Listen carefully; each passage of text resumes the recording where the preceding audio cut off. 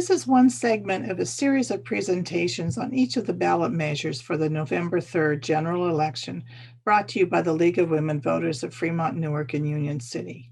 I am Mary Miller, a member of the League, and will present a brief overview of Proposition 20 in this segment. There is a separate segment for your reference on how to evaluate a ballot measure, which I recommend you view as well. The League of Women Voters is a nonpartisan organization that promotes political responsibility through informed and active participation of citizens in government. It is important to emphasize that the League never supports or opposes any political party or candidate. However, the League does study issues of public policy and takes positions of support or oppose on some measures. This measure, Proposition 20, was put on the ballot by petition signatures and is an initiative statute. It makes changes to current law that was put on the books by AB 109 and previously approved Propositions 47 and 57. Certain theft and fraud offenses that were previously made misdemeanors could now be charged as either misdemeanors or felonies. DNA would be collected from people convicted of a variety of crimes, including some which were redefined as misdemeanors. It also creates criteria for the Board of Parole hearings to use in considering whether to grant parole to an inmate convicted of nonviolent crimes, and would eliminate parole in certain instances. The state of California was under a federal court order to reduce prison overcrowdedness. To comply, the state passed AB 109 in 2011 to move prisoners convicted of certain nonviolent crimes from state prison to county jails. Later, in 2014, the voters approved Proposition 47, which redefined some nonviolent crimes as misdemeanors and allowed resentencing for people convicted under those crimes.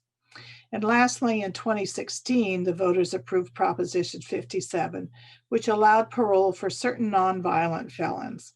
The importance of parole is that prisoners meeting eligibility may have the ability to be released early and be supervised in the community by parole or probation officers. Proposition 20 also gives law enforcement the flexibility in how to charge some crimes. Certain theft and fraud crimes that were changed from felonies to misdemeanors under Proposition 47 would now be charged as either.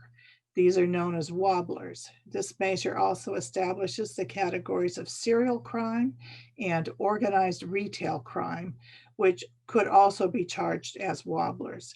This makes a difference in sentencing and whether a person is incarcerated in prison or jail.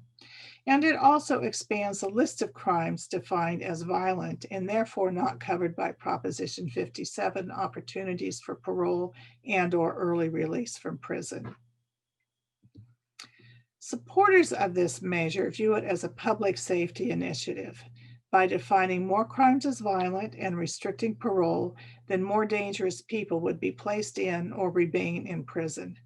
They argue against the idea that costs would increase because convicts would remain incarcerated for their entire original prison sentence and not be released to the community early. These costs would need to be accounted for from the beginning of sentencing.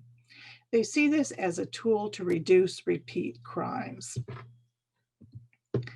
Some of the organizations supporting Proposition 20 are Keep California Safe, which is a project of the California Public Safety Partnership Issues Committee. Major funding is from the San Bernardino County Sheriff's Employees Benefit Association and the Devin Nunes Campaign Committee. Their website is yeson20.org. Opposing arguments are that Proposition 20 will roll back prison reforms that have taken place over the years. The legislative analyst estimates that it will also cost tens of millions of dollars in additional court costs and incarceration expenses.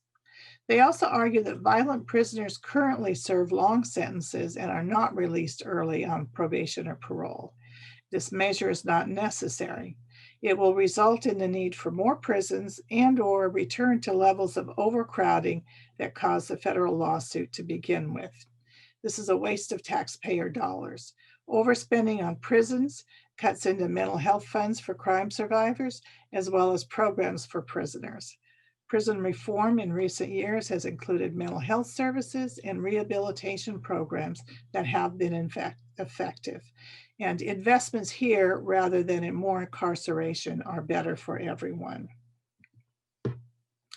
Opponents include Chief Probation Officers of California, Partnership to End Domestic Violence, California Teachers Association, and the ACLU.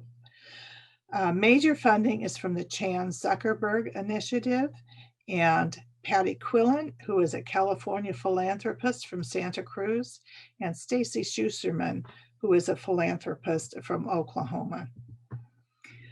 So in summary, Proposition 20 limits the right to parole in certain instances and creates state and local increased costs. Supporters argue that this measure is necessary to ensure that violent criminals are not released early, and opponents argue that violent criminals serve severe sentences, and this measure is not necessary and undermines current reforms.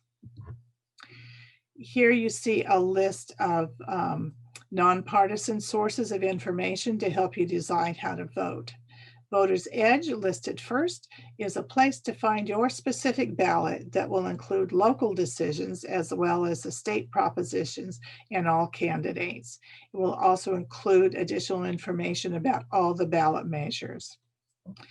Thank you for taking the time to learn about ballot measures, and thank you for voting on or before November 3rd.